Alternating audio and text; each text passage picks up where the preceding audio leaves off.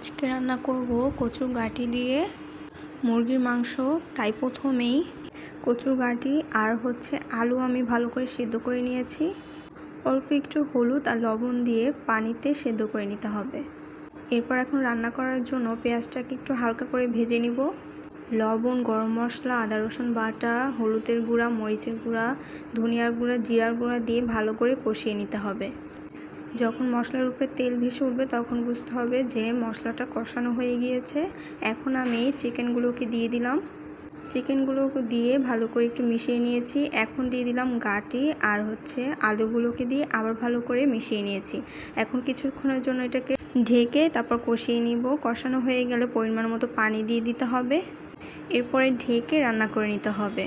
যখন তরকারিটা একদম মাখা মাখা হয়ে যাবে তখনই আমি এটাকে উঠিয়ে নিব। আর উঠানোর আগে অবশ্যই একটু চেক করে নেবেন যাতে আলু, গাঁটি, চিকেন সব কিছুই সেদ্ধ হয়ে যায় ভালোভাবে।